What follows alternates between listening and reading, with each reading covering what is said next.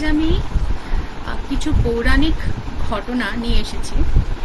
আর সব ঘটনাই কিন্তু আমাদের উড়িষ্যারই কোনো কোনো অঞ্চলের ঘটনা। এইখানে বিশেষ করে 4টা জেলার ঘটনা আমি বলবো। প্রথম হচ্ছে বলাঙ্গীর জেলা, আমার হোমটাউন, বরগড়, সম্বলপুর আর কোরাপুট। এই 4টি জেলার ঘটনা আমি আপনাদের কাছে আজকে শেয়ার করব। তো প্রথম ঘটনাটা শুরু করছি আমি হচ্ছে কোরাপুট ডিস্ট্রিক্টের ঘটনা নিয়ে শুরু করছি। তো কোরাপুট ডিস্ট্রিক্টে জয়পুর শহরের থেকে প্রায় 55 কিলোমিটার দূরে অবস্থিত আছে গুপ্তেশ্বর মন্দির। ঠিক আছে, গুপ্তেশ্বর মন্দির রয়েছে। আর ওই মন্দিরটা একদম একটা পাহাড়ের গুহার মধ্যে অবস্থিত। পৌরাণিক কথা অনুযায়ী একবার একটা শিকারী ওই জঙ্গলে শিকার করতে বেরোয়। শিকার করতে যখন সে বেরোয় তখন অনেক খুঁজেও সে কোনো শিকার পায় না। আর হঠাৎ করে একটা হরিণ তাকে দেখা দেয়। আর সেই হরিণের পিছু নিয়ে তার পিছন ছুটতে ছুটতে সে কিন্তু শিকার করতে ওই হরিণের দিকে তীর ছুঁড়ে মারে। কি হয়, ওই তীরটা গিয়ে হরিণটার পেটে লেগে যায়। আর হরিণটা তখন নিজের প্রাণ বাঁচাতে ছুটতে গিয়ে একটা গুহার মধ্যে ঢুকে গিয়ে সেখানে পড়ে যায়। শিকারীও ছুটতে সে গুহার মধ্যে প্রবেশ করে কিন্তু সেই হরিণটাকে সে কোথাও দেখতে পায় না। আর এদিক সেদিক চোখ বুলিয়ে সে হরিণটাকে তো চারিদিকে খুঁজতে হঠাৎ করে সে একজন কেউ কিছু একটা ওকে বলছে, ওর কানে সে শুনতে পায় যে কে যেন বলছে যে এইখানে শিকার করো না, যেই প্রাণীটিকে তুমি আঘাত করেছো সে আমার শরণে এসেছে, আর আমার শরণে যে আসে আমি তাকে রক্ষা করি। তুমি এখানে শিকার করতে পারবে না, তুমি ফিরে যাও। এবার এই যে শিকারীটা চারিদিকে তাকিয়ে দেখছে যে কোথা থেকে শব্দটা আসছে, কে বলছে কথাটা, কিন্তু সে কোথাও কিছু দেখতে তো পায় না। আর চারিদিক তাকিয়ে সে যখন খোঁজার চেষ্টা করছে শব্দটার উৎস কোথায়, তখন তার চোখ পড়ে একটা জায়গায় যেটা কি একটু উজ্জ্বল আলোয় ভরে গেছে। আর সেখানে আছে একটা সুন্দর একটা শিবলিঙ্গ। আর সে শিবলিঙ্গর চারিপাশে একটা সুন্দর উজ্জ্বল আভায় আলোকিত হয়ে রয়েছে। এবার ওই শিবলিঙ্গটা যখন সে দেখে তখন ওর নিজের মধ্যে একটা পরিবর্তন সে লক্ষ্য করে। সেটা কি? সেটা হচ্ছে ওই শিকারীটা ছিল জন্ম থেকেই তার একটা চোখ খারাপ ছিল, সে একটা চোখে দেখতে পেত না। একটা চোখের মণি তার ঘোলাটে হয়ে পাথর মতন হয়ে গেছিল, সেই মণিটাতে সে কিছু দেখতে পেত না। আর একটা চোখ স্বাভাবিক ছিল। কিন্তু যখন সেই শিবলিঙ্গটাকে সে দেখতে পায় চোখে, তখন কেমন যেন তার মনে হয় সে স্বয়ং মহাদেবের প্রতিমূর্তি সেখানে দেখতে পাচ্ছে। আর সেখানে সে আবিষ্কার করে যে তার দ্বিতীয় চোখটাও কিন্তু স্বাভাবিক চোখের মতোই সে দেখতে পাচ্ছে, খুব ক্লিয়ার ভাবে সবকিছু দেখতে পাচ্ছে। আর সে দেখে যে যেই হরিণটাকে সে তীর মেরেছিল, যে ক্ষতবিক্ষত হয়ে এসে এইখানে গুফায় ঢুকেছিল, সে তার পাশ কাটিয়ে চলে যাচ্ছে, যেন কিছুই তার হয়নি। কিন্তু যেভাবে তীরটা বিঁধেছিল হরিণটা কিন্তু মরে যাওয়ার কথা। এবার এই জিনিসটা দেখে সে আশ্চর্য হয়ে যায়। তখন আবার সেই শিবলিঙ্গের দিক থেকেই একটা কথা ভেসে আসে যে আজ তুমি এখানে যা দেখলে সেটা কোথাও তুমি বলতে পারবে না, বলা মাত্র কিন্তু তোমার মৃত্যু হয়ে যাবে, এই জিনিসটা তুমি কখনো বলবে না কাউকে। সে তারপরে ওইখানে ভক্তিভরে প্রণাম করে ফিরে আসে নিজের গ্রামে। যখন সে ফিরে আসছে তখন লোকেরা দেখছে যে এই লোকটার, এই শিকারীটার যে আরেকটা যে চোখ ছিল সেটা তো ঘোলাটে ছিল, সেই মণিটা তো কাজ করতো না। তো হঠাৎ করে দেখছে যে এর তো ওই দ্বিতীয় চোখটা কেমন যেন ভালো হয়ে গেছে। তখন কিছু গ্রামবাসী তার কাছে এসে জিজ্ঞেস করে, কি ভাই শিকার করতে গেছিলে, কি শিকার পেলে? সে বলে, মুখ কাচুমাচু করে বলে, না আমি তো কিছু পাইনি। তো বলে, তোমার তো চোখটা খারাপ ছিল, এখন দেখছি দিব্যি ভালো হয়ে গেছে, তোমার চোখটা তো আসে আগের মতন ওরকম ঘোলাটে নেই, স্বাভাবিক অন্য একটা চোখের মতন হয়ে আছে, তুমি কি এই চোখে দেখতে পাচ্ছ? সে বলে, হ্যাঁ আমি দেখতে পাচ্ছি, আমি একদম স্বাভাবিকভাবে সব কিছু পরিষ্কার দেখতে পাচ্ছি। এই বলে সে গ্রামবাসীদের বলে। এবার গ্রামবাসীরা জানতে চায় যে তুমি আরোগ্য লাভ করলে, তুমি কিভাবে ঠিক হয়ে গেলে, এই জিনিসটা তারা জানতে চায়। তখন সে তাদেরকে কিচ্ছু বলে না। আস্তে আস্তে কথাটা গিয়ে পৌঁছায় গ্রামের মোড়লের কাছে। গ্রামের মোড়ল তাকে ডেকে পাঠায়, বলে যে, কি রে, তুই নাকি শুনলাম তুই নাকি শিকার করতে গেলি, আর ফিরে এসে তোর চোখ নাকি ভালো হয়ে গেছে সবাই বলছে। সে বলল, আগে হ্যাঁ ভালো তো হয়ে গেছে। কি করে ভালো হলো? সে বলল, কথাটা আমি বলতে পারবো না। এবার সে নানান রকম ভাবে তাকে তার মুখ থেকে কথা বের করার চেষ্টা করছে মোড়লটা। শেষমেশ যখন দেখছে যে লোকটা কিছুই বলছে না, তখন সে এমনই একরোখা মোড়লটা, সে তাকে প্রাণ ভয় দেখালো, তুই যদি না বলিস আমি কিন্তু তোকে বেমালুম মেরে ফেলতে পারি, তোকে প্রাণদণ্ড দেব, তুই শিগগিরই বল যে তুই কি করে আরোগ্য লাভ করলি। এখানে শিকারীটা দেখলো যে এখন তো সে কথাটা বললেও তার মৃত্যু, আর কথাটা যদি না বলে তাও তার মৃত্যু। সে মনে মনে ভাবে যে এই তুচ্ছ পাপী লোকদের হাতে মরাচ্ছে, আমি যদি স্বয়ং ঈশ্বরের হাতে মরি তাহলেও মনে হয় সেটা আমার জন্য সেটাই সব থেকে বড় মোক্ষ প্রাপ্তি হয়ে যাবে, সেটাই আমার মুক্তি হবে। তাই সে সব সত্যি কথা, কি কি ঘটেছিল তার সেদিন, সব কিছু সে ব্যাখ্যা করে বলে দেয় মোড়লকে আর মোড়লের আশেপাশে যারা ছিল তা। বলার সঙ্গে সঙ্গে লোকটা মাটিতে টলে পড়ে যায়। সবাই যখন গিয়ে তাকে দেখে ধরে, সে মৃত, তার শরীরে আর কোনো প্রাণ ছিল না। এবার সবাই তো খুব অবাক হয়ে যায় যে এ কি হলো। এই কথাটা গিয়ে পৌঁছায় তখন রাজার কানে। রাজা তখন নিজে ব্যাপারটা দেখতে এসে রাজা বলে যে, চলো তো সেই লোকটা কোথায় নির্দেশ করেছিল আমি দেখতে যাব। সৈন্য টন্য দল বল নিয়ে সে সেই জঙ্গলে যায়, যেখানে যেখানে সে ব্যাখ্যা দিয়েছিল যে অমুক জায়গায় যাবে, অমুক জায়গায় সে আছে, গুফা আছে, সব জায়গা তন্ন তন্ন করে খুঁজেও কোথাও সে গুফার কিন্তু কোনো ঠিকানা রাজা কিন্তু পায় না। অনেক খোঁজাখুঁজির পরে অবশেষে একটা পাহাড়ের উপর রাজার দৃষ্টি পড়ে যে সেখানে একটা গহ্বর আছে।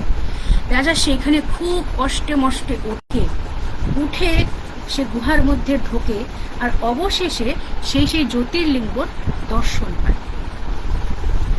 সেই অদ্ভুত সুন্দর শিবলিঙ্গটা এখনো সেরকম দ্যুতিমান অবস্থায় প্রজ্বলিত হচ্ছে, তার চারিপাশে আভা জ্বলছে, আর সুন্দর একটা স্নিগ্ধ মনোরম একটা পরিবেশের মধ্যে শিবলিঙ্গটা সেখানে রয়েছে। রাজার মন তখন অনেকটা ভারমুক্ত হয়ে যায়। রাজা শিবলিঙ্গতে প্রণাম করেন। তিনি একদম ভাবুক হয়ে তিনি বলে ওঠেন যে, গোপনে আছো তুমি গুপ্তেশ্বর, গোপনে আছো তুমি হে গুপ্তেশ্বর। এইরকম ওর মুখ থেকে একটা বাক্য বেরোয়, আর সে নিষ্পত্তি নেয় যে আমি এইখানে শিবের মন্দির করাবো। তারপর থেকেই শুরু হয়ে যায় মন্দির তৈরি হওয়ার কাজ। মন্দির তৈরি হয়, সব শ্রদ্ধালুরা সেখানে পুজো দিতে আসে। সেখানে স্বয়ং মহাদেব গুপ্তেশ্বর নামে পুজো হন। মন্দিরটা রয়েছে শবরী নদীর কূলে। শবরী নদীর কূলে মন্দিরের যে পাহাড়টার উপর যে গুহার মধ্যে মন্দির, অত্যন্ত দুরূহ দুর্গম পথ, আসাটা খুব সম্ভব নয়। বন জঙ্গল বিভিন্ন খতরনাক অরণ্যর মধ্য দিয়ে রাস্তা, খুব সহজে সেখানে পৌঁছানো যায় না। আর যেহেতু একদম গুপ্তভাবে বা লুক্কায়িতভাবে সেটাকে রাখা হয়েছে, সেখানে একটা শিবলিঙ্গ রয়েছে, সেটা পুজো হচ্ছে, তো স্থানীয় লোকেরা তাকে গুপ্ত কেদার বলে স্থানীয় লোকেরা তাকে ডেকে থাকে, বা সেই জায়গাটা গুপ্তেশ্বর মন্দির স্থানীয় লোকের কাছে গুপ্ত কেদার বলেও প্রসিদ্ধ। মন্দিরটায় ওঠার জন্য রয়েছে 200টা পাথরের সিঁড়ি। খুব কষ্ট করে সেখানে উঠে পুজো দেয় ভক্তরা, পুজো দিয়ে তারা পরম শান্তি পায়। এবার চলে আসছি আমি এর একটা ঐতিহাসিক বর্ণনাতে, যে এই গুহা মন্দির তৈরি হচ্ছে 1700 শতকের সময়। এর 1700 শতকের মাঝামাঝি কোনো একটা সময় রাজা, নামটা মনে পড়ছে না, রাজা বিক্রম দেব 1700 শতকের মাঝামাঝি কোনো একটা সময় এই মন্দিরটার নির্মাণ কাজ কিন্তু সে শেষ করে। আর এই মন্দিরটা অবস্থিত আছে আমাদের উড়িষ্যা আর ঝাড়খণ্ড, এই দুটো স্টেটের একদম বর্ডারে। শবরী নদীর এপারে আছে উড়িষ্যা, শবরী নদীর ওপারে আছে ঝাড়খণ্ড রাজ্য। একটা বাঁশের সাঁপো মতন, চাটাই মতন বিছিয়ে একটা পুল মতন তৈরি করেছে, অস্থায়ী পুল। শ্রদ্ধালুরা মানে ঝাড়খণ্ডের ওদিক থেকে অনেক ভক্তরা ওই সাঁপো পেরিয়ে এসে পুজো দেন পায়ে হেঁটে এসে। আর গুপ্তেশ্বর মন্দিরের তো অনেক মহিমা রয়েছে, আর প্রাকৃতিক সৌন্দর্যে এই জায়গাটা পরিপূর্ণ। একদম অরণ্যের মধ্যে, একদম নিবিড় বনের মধ্যে, এই অরণ্যের মধ্যে লুক্কায়িতভাবে মহাদেব এখানে বিরাজমান করছেন। তো এইটা ছিল একটা পৌরাণিক কিংবদন্তি, আমার প্রথম ঘটনা। আপনাদের কেমন লাগলো অবশ্যই জানাবেন। আচ্ছা, আমি আমার দ্বিতীয় ইনসিডেন্টে চলে যাচ্ছি। তো এইটা তো গেল কোরাপুটের ঘটনা, কোরাপুট ডিস্ট্রিক্টের একটা পৌরাণিক ঘটনা গেল।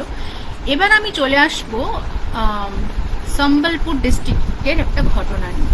ঠিক আছে, সম্বলপুর ডিস্ট্রিক্টের একটা ঘটনা নিয়ে আমি বলি যে সম্বলপুর থেকে 23 কিলোমিটার দক্ষিণের দিকে গেলে আমরা পৌঁছে যাচ্ছি হুমাতে। হুমা কি? হুমা হচ্ছে একটা মন্দিরের নাম, যেখানে কি রয়েছে আমাদের মহাদেবের, সেখানে বিমলেশ্বর রূপে পূজা করা হয়। ওই মন্দিরটা মহানদীর কূলে এই মন্দিরটা অবস্থিত। ঠিক আছে, এই মন্দিরটা মহানদীর কূলে অবস্থিত। আর এই মন্দিরটা বিশেষত্ব হচ্ছে, এই মন্দিরটা একটা স্বাভাবিক সোজা মন্দির নয়, এই মন্দিরটা একটা বক্র মন্দির। বা এই মন্দিরটা না, এর মানে পুরো স্ট্রাকচারটা একটু হেলানো, একটু ট্যাড়াচে করে এটা হেলে রয়েছে। এটা হচ্ছে এর একটা সব থেকে মেইন পয়েন্ট। ভারতবর্ষে এটাকে বলা হয় ভারতবর্ষের একমাত্র মন্দির যেটি এমন ভাবে হেলে রয়েছে, না দেখা অবধি আপনাদের মানে মানে আপনাদের কল্পনা করার শক্তির বাইরে, যেটা এভাবে হেলে কি করে রয়েছে। গত ডিসেম্বরে আমি এই মন্দিরে গিয়েছিলাম, আমাদের পুরো ফুল ফ্যামিলি গিয়েছিল। আমি দেখে অবাক, মন্দিরটা সত্যি এমন ভাবে হেলানো। আর শুধু মন্দিরটার মেন মন্দিরটা যে হেলানো একদিকে সেটা নয়, মন্দিরের চারপাশে আরো ছোট ছোট মন্দির রয়েছে, পার্শ্ব মন্দির রয়েছে, সেগুলো পর্যন্ত হেলানো। কিন্তু বিশেষত্ব হচ্ছে মেন যে মন্দিরটা যেইভাবে হেলানো রয়েছে, যেই দিকে অন্যান্য ছোট মন্দিরগুলো কিন্তু সেই দিকে হেলানো নেই, তারা আবার অন্যান্য দিকে হেলানো রয়েছে, সেইভাবে সেইটুকু মাপে তারা অন্যদিকে হেলে রয়েছে, অন্য দিকে হেলে রয়েছে। এমনকি মন্দিরের যে একটা পাঁচিল দেওয়া আছে বাউন্ডারি, সেই বাউন্ডারিটা পর্যন্ত একটু ব্যাকা টাইপের। ওইখানের স্থানীয় লোকেরা আর পুরোহিতরা যারা পুজো দেয়, তারা বলছে যে গত 50 বছরেরও বেশি হয়ে গেছে এই মন্দির এইভাবেই আমরা দেখে আসছি, কোনো পরিবর্তন হয়নি। এটা যদি কোনো রকম ভাবে এমনও যদি ধরা হয় যে মন্দিরটা হয়তো আস্তে আস্তে ভেঙে যাবে বা সেই জন্য এরকম হেলে গেছে, তো এতদিনে সেটা নিশ্চয়ই আরো বেশি হেলে যেত, কিন্তু এতদিনেও তার কোনো পরিবর্তন হয়নি। আর এইটার কোনো মানে বৈজ্ঞানিক ব্যাখ্যাও কিন্তু কেউ দিতে পারছে না যে কেন এভাবে এরা হেলে আছে। এটা কি প্রথম থেকেই এইভাবেই তৈরি করা আছে, নাকি এই মন্দিরগুলো পরে এরকম হয়ে গেছে, এটার কিন্তু কোনো ব্যাখ্যা খুঁজে পাওয়া যায় না। এবার অনেক গবেষণাগার, যারা গবেষণা করে এইসবের ভূতত্ত্ব গবেষণাগার, তারা অনেকের মতামত দিচ্ছে যে মহানদীর যে কূলটা সেটা কিন্তু খুব উবড় খাবার, হ্যাঁ, আর তার যে প্রস্তরগুলো যে রয়েছে মাটির নিচে, সেইগুলো খুব উবড় খাবার হয়ে রয়েছে, তার ভূপ্রকৃতিটা খুব উঁচু নিচু, সেই জন্য হয়তো মন্দিরটা এমন হয়ে গেছে। আরো একটা, এবার স্থানীয় লোকেদের ব্যাখ্যা অনুযায়ী বলা হয়েছে যে মহানদীতে যখন বন্যা হয় তখন সেই বন্যাটা কিন্তু খুব ভয়ঙ্কর একটা বন্যা হতো। যে কালে মন্দিরটা তৈরি, প্রচন্ড, আর একদম নদী ঘেঁষে মন্দিরটা তৈরি, তো যখন বন্যা হতো মহানদীতে তখন ভয়ঙ্কর বন্যা হতো, তখন সেই বন্যাটাকে বলা হতো মহাবাত্যা, মহাবাত্যা বলা হতো। সে মহাবাত্যা বা মহাবন্যা যখন হতো তখন আশেপাশে সবকিছু ধ্বংস করে দিত মহানদীর জল।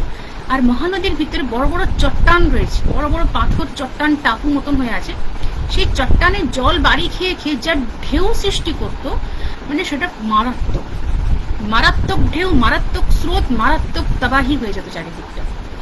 সেই জন্য জনশ্রুতি অনুযায়ী বলা হয় যে এই মন্দিরটাকে যখন তৈরি করা হয় তখন রাজা এই মন্দিরটাকে ঠিক এই স্ট্রাকচারগুলো যাতে কোনো রকম ক্ষতি না হয়, এই বন্যার কারণে যেন কোনো রকম ক্ষতি না হয়, সেই জন্য এইভাবেই তৈরি করা হয়েছে।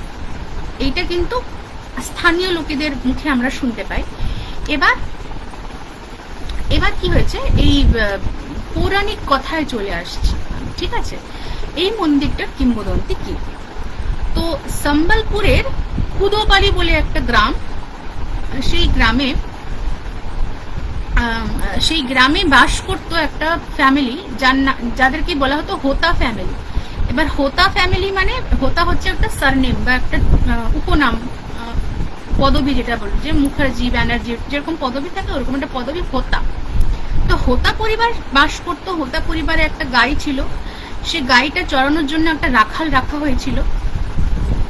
সেই রাখালটা প্রত্যেকদিন সকালে গাইটাকে চড়াতে নিয়ে যেত ওই মহানদীর কূলে, চড়িয়ে নিয়ে সে বিকেলে ফিরে আসতো। এবার অনেকদিন ধরেই মালিক মানে হোতাবাবু লক্ষ্য করছেন যে গরুটা আগে যেমন দুধ দিত এখন আর অত পরিমাণ দুধ দিচ্ছে না। কেন দিচ্ছে না? অনেক ভেবে চিন্তে সে রাখালকে ডেকে পাঠিয়ে জিজ্ঞেস করে যে কি ব্যাপার বলো না, এই গরুটা কেন মানে ভালো করে দুধ দিচ্ছে না বলো তো, আগে তো ভালো দুধ দিত। তো রাখাল তো বলে যে আমি তো কিছু জানি না বাবু, আমি তো ওই ব্যাপারে কিছু জানি না, নাকি গরু কি ভালোভাবে তুমি যেখানে ওকে চড়াতে নিয়ে যাও সেখানে কি মানে ঘাস বা কিছু কম আছে, বা তুমি কি ওকে ভালো করে চড়াও না? এবার সে বলে যে না না, আমি তো ভালোভাবেই চড়াই, ও তো নিজের মনের মতন নিজের ইচ্ছায় চড়ে চড়ে খেয়ে বেড়ায়, আমি তো চলে আসি, তারপর ওকে নিয়ে পেট ভরিয়ে খাইয়ে নিয়ে আসি। কিন্তু মালিকের মনে কিছু সন্দেহ হয় হোতা বাবুর মনে, আর সে কি করে, এর পরের দিন থেকে সে কি করে, বলে যে আমি গরু নিয়ে যাব, আমি দেখবো যে কি হচ্ছে। সে গরুটাকে নিয়ে যায়, নিয়ে গিয়ে ওই মহানদীর কূলে কূলে সে চড়িয়ে বেড়াচ্ছে, আর গরুটাকে নিজের ইচ্ছা মতন চড়তে রেখে দিয়ে সে একটা গাছের গোড়ায় বসে থাকে। হঠাৎ কিছুক্ষণ পর সে লক্ষ্য করে যে গরুটা আশেপাশে নেই, গাইটা আশেপাশে নেই। তারপরে সে তো একটু হন্তদন্ত হয়ে খুঁজতে শুরু করে দিয়েছে, কোথায় চলে গেল গরুটা আমার।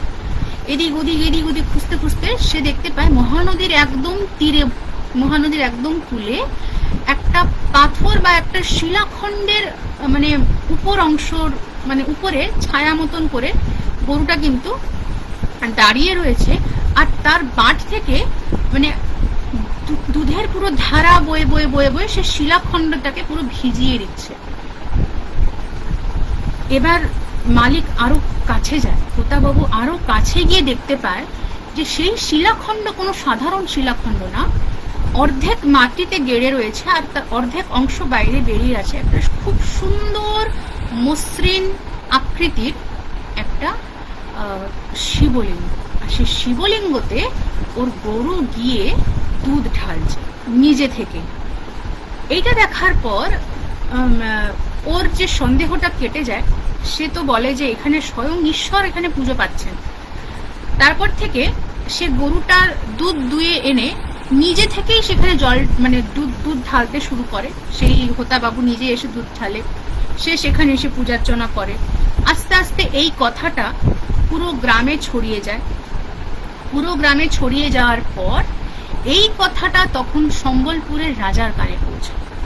সম্বলপুরের রাজার কানে যখন পৌঁছায়, সে এসে ব্যাপারটা দেখে যান। দেখে যাওয়ার পরে যেদিন তিনি আবার যখন তিনি ফিরে যান, রাত্রে যখন তিনি ঘুমিয়েছেন, তখন তাকে স্বপ্নাদেশ দেয় স্বয়ং মহাদেব, এসে বলে যে তুমি আমার এখানে এই জায়গাটাতে আমার একটা সুন্দর ভব্য মন্দির তৈরি করো, আমি এখানে পূজিত হতে চাই। তার আদেশ মতো রাজা কিন্তু তার পরবর্তী থেকেই ওইখানে মন্দির তৈরি করা শুরু করে দেয়। মন্দিরটা তৈরি হয়, আশেপাশের অনেক ভক্তরা কিন্তু সেইখানে পুজো করতে আসে। এবার আমি চলে আসছি এই এই মন্দিরের একটু ইতিহাসের দিকে চলে আসলাম। পৌরাণিক কথা তো বললাম, একটু ঐতিহাসিক দিকটাও বলে দিই। আমরা ইতিহাসে পাচ্ছি, ওড়িশা ইতিহাসে, যে বঙ্গবংশীয় রাজা ছিলেন একজন, তিনি ছিলেন অনঙ্গ ভীমদেব তৃতীয়। ওই রাজা একসময় এখানে একটা মন্দির স্থাপন করেছিলেন। পরবর্তীতে মানে আমি যদি বলি যে 1660 থেকে 1690 এরকম কোনো মাঝামাঝি সময়তে এখানে রাজা ছিলেন, যিনি রাজা ছিলেন সম্বলপুরের, ওই রাজা ছিলেন বলিয়ার সিং। হ্যাঁ, বলিয়ার সিং ছিলেন। বলিয়ার সিং এখানে এই মন্দিরটা তৈরি করেন। যে রাজাটার কথা আমি এখন বললাম, যে যাকে স্বপ্নাদেশ দিয়েছে, সেই রাজা ওই 1660 থেকে 1690 এর মধ্যে মন্দির নির্মাণটা কমপ্লিট করে। আর তারপরে তার আরো যে বংশধর রয়েছে অজিত সিং, সে তারপর মন্দিরের রক্ষণাবেক্ষণের দায়িত্ব নেয় আর পার্শ্ববর্তী মন্দিরগুলো সে নির্মাণ করে। আর হুমা বলে যে নামটা পড়েছে এই মন্দিরের, কেন পড়েছে এটারও একটা গল্প আছে। গল্প না, জনশ্রুতি হিসেবে বলা আছে যে গরুর যখন ডাক ছাড়ে তখন হাম্বা হাম্বা করে ডাকে, আর সে হাম্বা শব্দের একটা শব্দকে নিয়েই এই মন্দিরটার নাম হুমা পড়ে গেছে। এবার হুমা মন্দিরের কিন্তু আরেকটা বিশেষতা রয়েছে, এই মন্দিরে কিন্তু নানান রকম অলৌকিক ঘটনা কিন্তু ঘটেছে অনেক সময়। তার মধ্যে একটা অলৌকিক ঘটনা বা একটা মানে রহস্যজনক একটা পৌরাণিক গাথা বা কিংবদন্তি আছে। সেটা হচ্ছে যে এই যে মন্দির তো আছে মহানদীর কূলে ওই যেটুকু অংশে মন্দিরের অংশ বলে ধরা হচ্ছে, ওই মহানদীর কূলে ওই মহানদীর ওই জলের কিছুটা অংশ জুড়ে রয়েছে এক ধরনের মাছ। সেই মাছকে বলা হচ্ছে কুদো মাছ। ঠিক আছে, কুদো মাছ। এই কুদো মাছ, এই প্রজাতির মাছ কিন্তু মহানদীর আর কোনো অংশে পাওয়া যায় না, নদীর আর কোনো অংশে পাওয়া যায় না, শুধুমাত্র পাওয়া যায় ওই মন্দিরের কাছাকাছি এলাকাতে যেটুকু নদীর অংশটা বয়ে গেছে সেই অংশটাতে। আর এই কুদো মাছ এমনকি বলা গেছে যে এই প্রজাতির মাছ অন্য কোনো নদীতেও কিন্তু কেউ দেখতে পায়নি। এই মাছগুলো কোনোদিনও এই অঞ্চলটা ছেড়ে অন্য কোনো অংশে কিন্তু যায় না, নদীতে যত বন্যা হোক। আমি একবারে মাছ কেটে নিয়ে ধুয়ে বাড়ি চলে যাব, কে আবার বাড়ি গিয়ে মাছ ধুবে, গিয়ে সঙ্গে সঙ্গে রান্না বসিয়ে দেবে, এই বলে সে মাছগুলোকে ধরে বটি দিয়ে কাটবে। এই সময় মাছটা বলে ওঠে যে আমাকে কাটিস না, আমায় কাটিস না, এই ভুলটা করিস না। কিন্তু যতক্ষণে মাছ এই কথাটা বলবে, যতক্ষণে বউ এই কথাটা শুনবে, অনেক দেরি হয়ে গেছে। বউটা মাছটাকে একদম বটিতে একদম বসিয়ে দিয়েছে, মাছটা কেটে গেছে। আর তৎক্ষণাৎ বউটা বটি সমেত মাছ সমেত সেই বউটা পুরোপুরি পাথরে পরিণত হয়ে গেছে সেই জায়গাতে। আর এই দৃশ্যটা দেখে ওর স্বামী প্রচন্ড ভয় পেয়ে গ্রামবাসীদের ডেকে এনে দেখিয়েছে। গ্রামবাসীরা দেখে তো অবাক। তারপর থেকে গ্রামবাসীরা বিশ্বাস করে যে এই মাছের মধ্যে কিছু না কিছু একটা দৈবিক শক্তি আছে, আর এই মাছ আমরা কোনোদিন ধরবো না। এই মাছটাকে ওরা কি করতো, মানে কিছু কিছু খাবার খেতে দিত।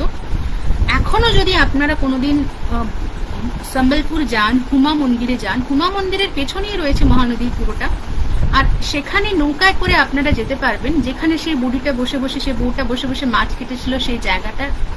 আর আপনারা এখনো গেলে দেখতে পারবেন সেই কুদো মাছ। আমরা যেহেতু গিয়েছিলাম, আমরাও সেই মাছগুলোকে দেখেছি। তাদেরকে অনেক পর্যটকরা তাদেরকে খাবার দিচ্ছিল, খাবার বিক্রি হচ্ছিল, সেগুলো কিনে কিনে দিচ্ছিল। মাছগুলো সেটা খাচ্ছিল। আর যখন আমি নৌকায় বসে যাচ্ছি জলের উপর দিয়ে, আর মাছগুলো যখন এরকম ভাসতে ভাসতে নৌকার সাথে সাথে আসছে, এত অসাধারণ লাগছিল, এত রহস্যময় লাগছিল। আমি শুধু ভাবছিলাম যে এই জলে এই মাছগুলোর মধ্যে কতই না রহস্য লুকিয়ে আছে। এর কোনো বৈজ্ঞানিক ব্যাখ্যা থাকতেই পারে, কিন্তু এর যে একটা অলৌকিক মহিমাও রয়েছে সেটা কিন্তু আমি অস্বীকার করতে পারলাম না। আর ওই মাছগুলো যখন নদীর জলের মধ্যে হেলিয়ে দুলিয়ে চলছে আমাদের নৌকার পাশ দিয়ে, তখন মানে গায়ে একটা শিহরণ জেগে যাচ্ছিল। আপনারা যদি কোনোদিন যান অবশ্যই কিন্তু এই জায়গাটা ভিজিট করবেন। এটা কিন্তু এখনো একটা অফবিট জায়গা হয়ে রয়েছে, এটা এখনো আনটাচড হয়ে রয়েছে। আপনারা গেলে এর সৌন্দর্যটাকে দেখে মোহিত হয়ে যাবেন, আর আশ্চর্যভাবে দেখতে পারবেন যে ভারতবর্ষে কেমন একটা মন্দির রয়েছে যেটা কি হেলে রয়েছে। আর এটা প্রাকৃতিকভাবে হয়েছে না এটা আগের থেকে এইভাবে বানানো হয়েছে, এইভাবে না কি হয়েছে কেউ জানে না। তো এটা ছিল আমার হুমা মন্দিরের সম্বলপুরের দ্বিতীয় ঘটনা। আপনাদের কেমন লাগছে একটু আমাকে জানাবেন।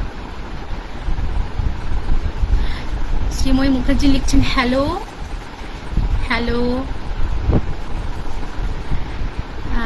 আমার ঘটনাগুলো শুনছেন, আপনাদের কেমন লাগছে একটু বলুন।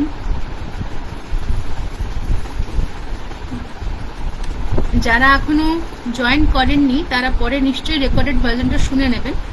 অবশ্যই আমাকে জানাবেন যে আপনাদের ঘটনাগুলো কেমন লাগছে, আমারও শুনতে ভালো লাগবে। আচ্ছা, আমি 1 মিনিটের একটু ব্রেক নিচ্ছি, তারপরে আবার শুরু করে দিচ্ছি।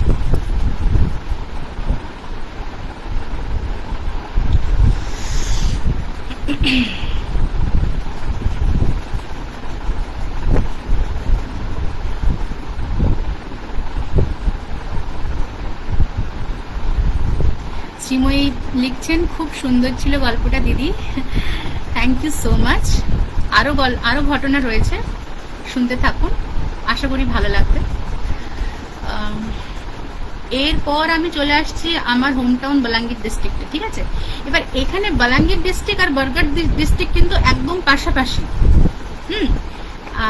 আমি এই দুটো ডিস্ট্রিক্টের ঘটনা কিন্তু একসাথে আমি বলবো, পাশাপাশিই বলবো। ঠিক আছে, তো সবার প্রথমে আমি চলে আসছি বালাঙ্গীর ডিস্ট্রিক্টে।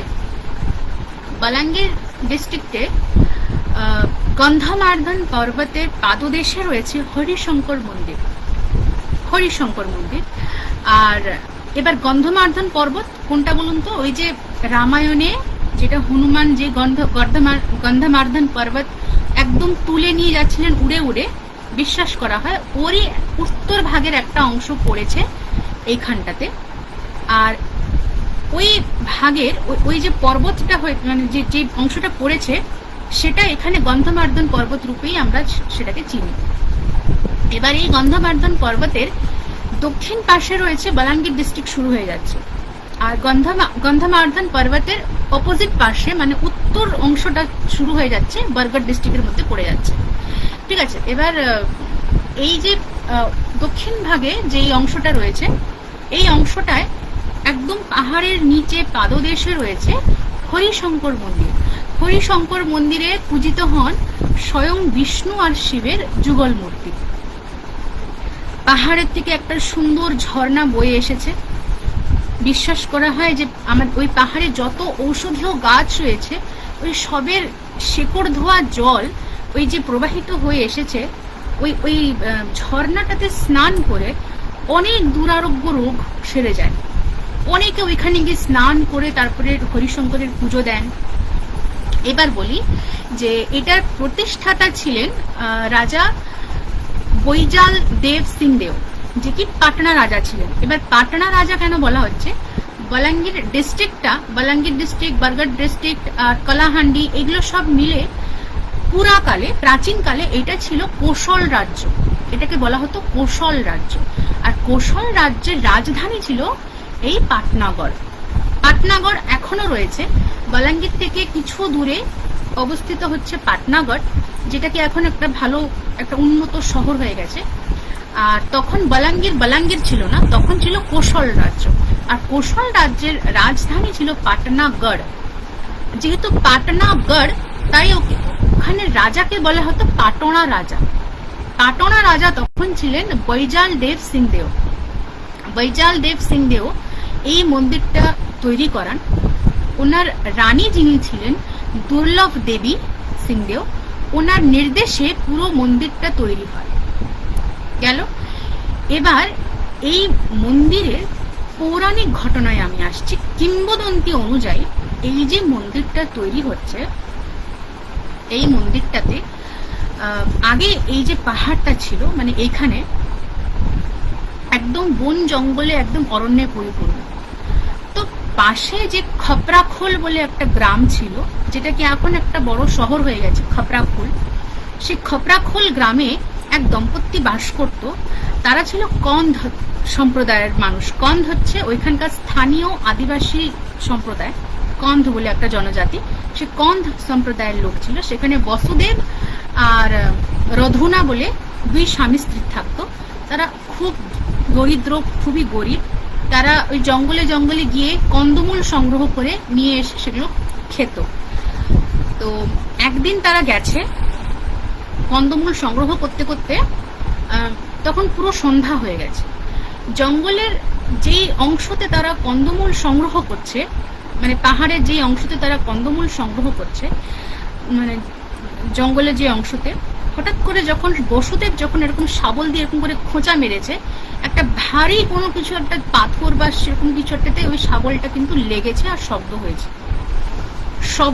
এবার সেটাকে যখন চার দিয়ে তুলতে গেছে জিনিসটা কি বলে, তখন ওই মাটি থেকে গল গল গল গল গল করে লাল লাল জল বা রক্তের মতো কিছু ধারা সেখান থেকে প্রবাহিত হয়ে গেছে। এবার তারা দুজনের স্বামী স্ত্রী তখন প্রচন্ড ভয় খেয়ে গেছে, আর ভয় খেয়ে সেখান থেকে তারা পালিয়ে গেছে। পরের দিন সকালে তারা আবার সেখানে আসে যে ব্যাপারটা কি দেখার জন্য। তারা এসে দেখে যে ওরা যেটাকে রক্ত বলে ভেবেছিল, আসলে ওটা রক্ত নয়, আসলে মাটি ফুঁড়ে ঘোলা জল বেরিয়ে এসেছে। আর যেহেতু মাটি ফুঁড়ে জলটা বেরিয়েছে, তাই প্রথম অংশটা ওটা রক্তের মতন দেখিয়েছিল, লাল হয়ে গেছিল। সন্ধ্যার আলোতে তারা বুঝতে পারেনি।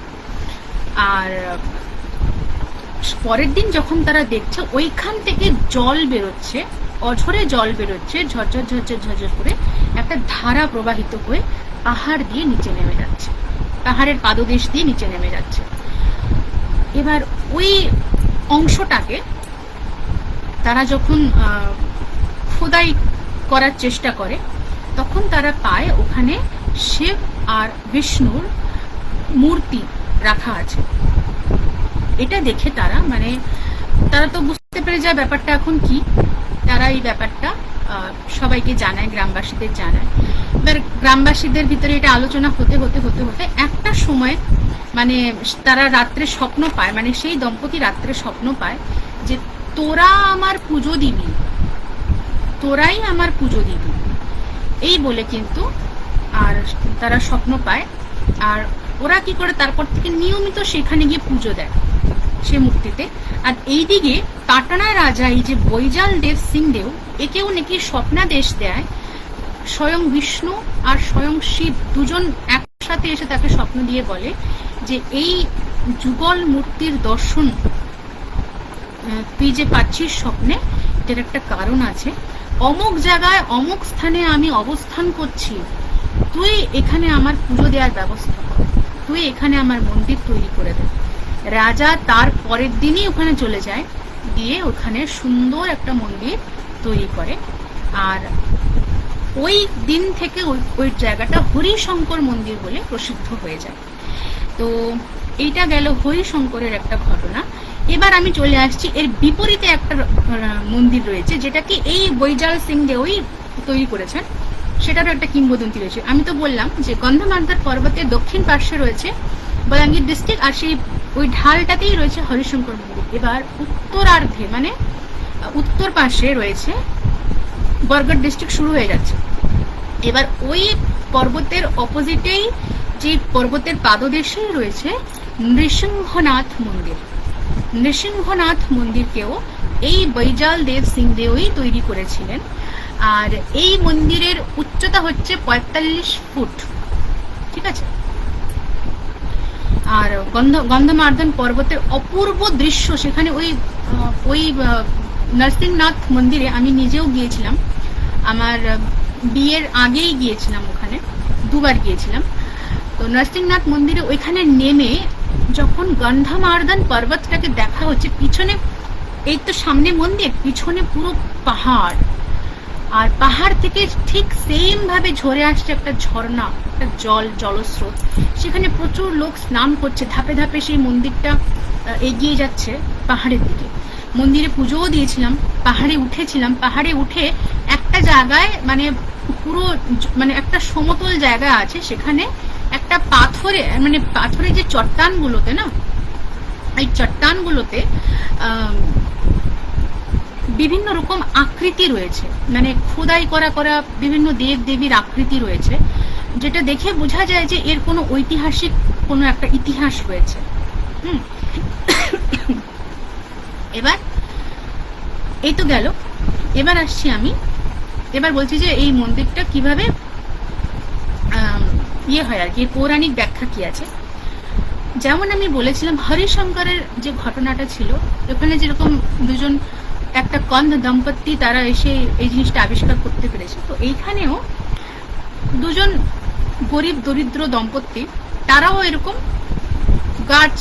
কাঠ ফাট সংগ্রহ করতে জঙ্গলে জঙ্গলে ঘুরে বেড়াচ্ছে। ঘুরে বেড়াতে বেড়াতে তারা কি করে, একটা জায়গায় এরকম কাঠ সংগ্রহ করতে করতে কিছু পাথর তারা এরকম আলগা করে ফেলেছে।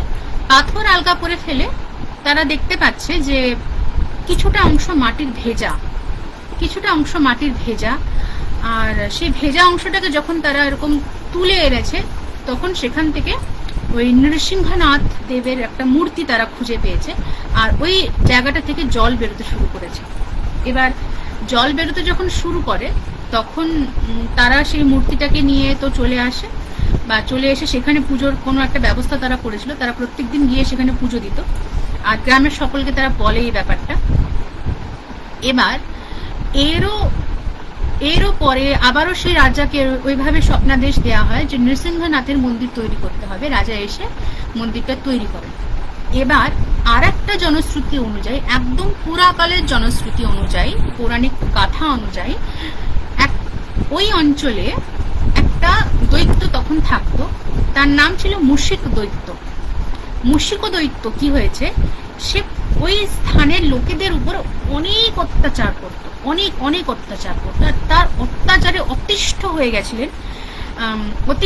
গেছিলেন বিষ্ণু তারপরে সশরীরে যখন নেমে আসেন ওকে একটা শিক্ষা দেওয়ার জন্য, তখন এই মুশিক দৈত্য কি করে, একটা ইঁদুরের রূপ ধারণ করে ছুটে বেড়ায়, লুকে বেড়ায়। এবার তাকে আবার শাস্তি দেওয়ার জন্য বিষ্ণু নিজে মার্জার রূপ ধারণ করেন। জনশ্রুতি অনুযায়ী আমি বলছি, মার্জার মানে বিড়াল যাকে বলা হচ্ছে, বিড়াল রূপ ধারণ করে তার পিছু নেন। ওই ইঁদুরটা না একটা সরু গুহা পথের একটা সুড়ঙ্গের মধ্যে ঢুকে যায়, যেইখানে কি এই বিড়াল আর ঢুকতে পারে। সেই দিন থেকে সেই বিড়াল সেইখানেই ওইভাবে একইভাবে সেই দৈত্যকে পাহারা দিচ্ছে যে কবে সে বেরোবে, সে বেরোলেই সে তাকে মেরে ফেলবে, এটা একটা বিশ্বাস করা যায়। আর এইখানে মানে যে বিষ্ণু ভগবান একটা বিড়ালের রূপে এখানে পূজিত, মানে বিড়ালের রূপ গ্রহণ করে এখানে এসেছিলেন, তার অবশিষ্টাংশ পরে যখন সবাই জানতে পারে, তখন মার্জার দেবতা বলেও তাকে পুজো করা হয়, বিষ্ণুকে।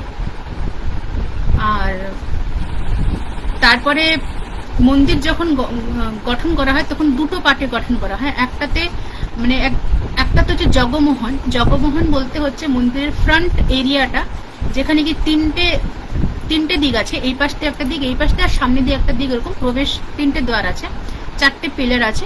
তারপরেই হচ্ছে মেইন যে গর্ভগৃহ, যেখানে নৃসিংহনাথের মূর্তি রাখা আছে। প্রথম তো এটা একটা মানে পাথরের মূর্তি ছিল, যেটা পেয়েছিল ওই কন্ধ দম্পতি, যেটা পেয়েছিল, যে যমুনা আর ওর হাজবেন্ডের নাম কি আমার অত এখন মনে পড়ছে না। তো ওই দম্পতি যখন পেয়েছিল, তো তখন ওইটাকে ওইখানে ওই মূর্তির রূপে পুজো করা হয়। পরে সেটাতে সোনা জড়ানো হয়, সেই মূর্তিটাতে সোনার রূপে সেটাকে ভূষিত করা হয়, অলংকার দিয়ে, বিভিন্ন রূপ দিয়ে। তো ওইখান দিয়েও একটা ঝর্ণা বয়ে এসেছে, যেমন হরিশঙ্করে যেমন একটা ঝর্ণা বয়ে এসেছে, নরসিংনাথেও সেরকম একটা ঝর্ণা বয়ে এসেছে। আর এই মার্জার রূপ অনেক সময় দেখা যায় যখনই মন্দিরের পরিবেশ বা মন্দিরের আশপাশটা যখনই অপরিষ্কার কেউ করে ফেলে, বা কখনো যদি মন্দিরের পরিবেশ দূষিত হয়ে যাচ্ছে বা মন্দিরটা অপরিষ্কার থাকছে বা কিছু, তখন বিশ্বাস করা হয় যে তখন নাকি মন্দিরের আশেপাশে অনেক বিড়াল কোথা থেকে কি জানি এসে ঘোরাফেরা করে। পুরোহিতরা বুঝতে পারে যে কোথাও না কোথাও একটা ভুল ত্রুটি হচ্ছে, তারপরে তারা সেটা সংশোধনের ব্যবস্থা করে। যখন সেটা সংশোধন হয়ে যায় ভুলটা, তখন আস্তে আস্তে বিড়ালগুলো যে কোথায় আবার চলে যায় কেউ দেখতে পায় না। এবার এই যে যারা ট্রেকিং পছন্দ করেন, যারা অ্যাডভেঞ্চার পছন্দ করেন, তারা অবশ্যই একবার নরসিংনাথে আসবেন। নরসিংনাথের প্রাকৃতিক সৌন্দর্যটা দেখবেন, কি পরিমাণে শান্তি পাবেন যখন আপনি ওই জলেতে, ওই ঝর্ণায় যাবেন, ওখানে নিজের পা ডুবিয়ে বসবেন বা নিজেকে স্নান করবেন। সেখানে কোনো ভিড় থাকে না, কোনো স্পেশাল ওকেশন না থাকলে কোনো ভিড় থাকে না। একদম একটা অফবিট জায়গা ঘোরার জন্য আর মানসিক শান্তির জন্য তো একদম ভালো জায়গা। এখানে একটা জিনিস বলি যে এই যে আমি হরিশঙ্কর আর নরসিংনাথ একদম কাছে কাছে, ঠিক আছে? মানে হরিশঙ্কর গেলে নরসিংনাথ ঘুরে আসা যায়, নরসিংনাথ গেলে হরিশঙ্কর ঘুরে আসা যায়। দুটো আলাদা আলাদা ডিস্ট্রিক্ট হলেও পাহাড়ের এপার ওপার। অনেকবার আমরা চেষ্টা করেছি হরিশঙ্কর যাওয়া, কিন্তু হরিশঙ্কর কোনো দিন যেতে পারলাম না। খুব ছোট ছিলাম তখন, একবার আমরা, অনেক ছোট তখন আমরা ছিলাম, আমরা সবাই খুব ভোর ভোর উঠেছি, পুরো হোল ফ্যামিলি আমরা সব ভোর ভোর উঠে পড়েছি। 3টে থেকে উঠে পড়েছি, অনেক দূর তো। আর 3টে থেকে উঠে পড়েছি, গাড়িতে সব বসে গেছি সব গাড়িতে আমরা, আর চলেছি। মাঝ রাস্তায় কি এমন ঘটনা ঘটলো, কিছু একটা এমন ঘটনা ঘটে, একটা অপ্রীতিকর ঘটনা ঘটে, যার পরে কি আমরা আর ওই মানে হরিশঙ্করের গেটের সামনে থেকে চলে আসি, আমরা ভিতরেও আর যেতে পারি না। আমি তখন না ছোটবেলা তো, মানে আমি এত দূর আসলাম, সারাটা রাস্তা আমি কত উৎসাহিত ছিলাম যে হ্যাঁ আমি হরিশঙ্কর যাবো, ওখানে ঝর্ণার জলে স্নান করব। আমি শুধু এটাই মানে আমার শুধু এটাই কষ্ট যে আমি গেট থেকে কি করে ফিরে চলে আসলাম আবার। কিন্তু বিশ্বাস করুন, একদম গেট থেকে ফিরে চলে এসেছি, আমার অনেক কষ্ট হয়েছে। কিন্তু হ্যাঁ, পরবর্তীতে যখন আমি কলেজে পড়ি, আমার ফাইনাল পরীক্ষা শেষ হয়, তখন আমার এক বান্ধবী বলে যে ওর বাড়ি লুইসিঙ্গাতে মানে বলাঙ্গীর থেকে 10 কিলোমিটার দূরে। ও বলে চল না আমাদের বাড়ি, চল না। তারপরে আমি বাবার কাছ থেকে পারমিশন নিয়ে তারপরে ওর বাড়িতে যাই। ওর বাড়িতে 2 দিন থাকি। তখন ওরা প্ল্যানিং করে যে আমরা সবাই মিলে ঘুরতে যাব, নরসিংনাথ ঘুরতে যাব। নরসিংনাথ আমরা বাইক, ওদের কারে করেই আমরা সবাই যাই। আর আমাদের ইচ্ছা থাকে নরসিংনাথ ঘুরে হরিশঙ্কর হয়ে আমরা রিটার্ন করব। কিন্তু নরসিংনাথ আমি ঘুরি, খুব এনজয় করি, আমরা 2 বান্ধবীতে মিলে অনেক মজা করি, পুজো দিই, পাহাড়ে উঠি, ঝর্ণার জলে আমরা ভিজি, কিন্তু আমাদের হরিশঙ্কর যাওয়া আর হয়।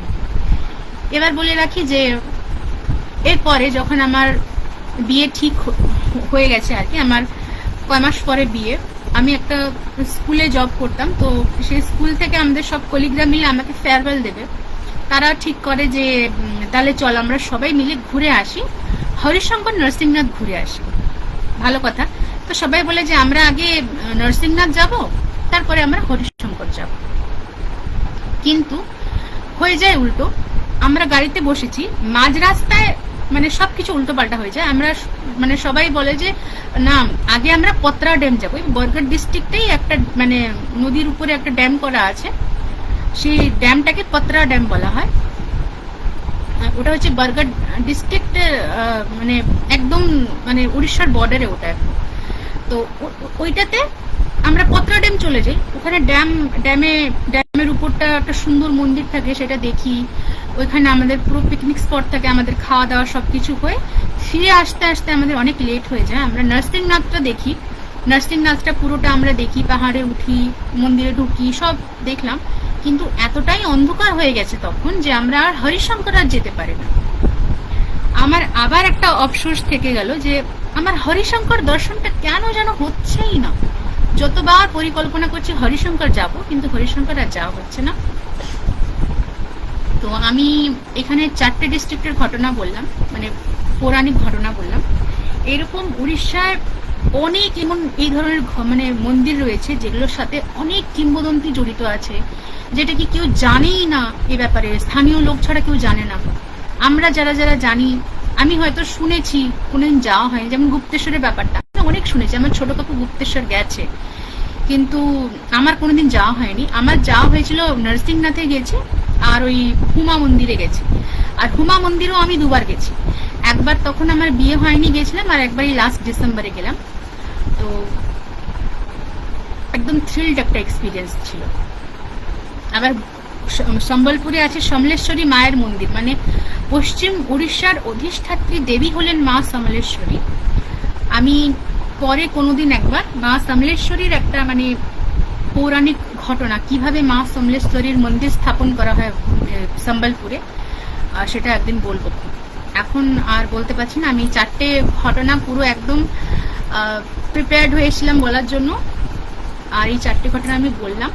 আপনারা যদি এই 4টে জায়গা কোনোদিন যান বা কেউ গেছেন, অবশ্যই আমাকে কমেন্টসে জানাবেন।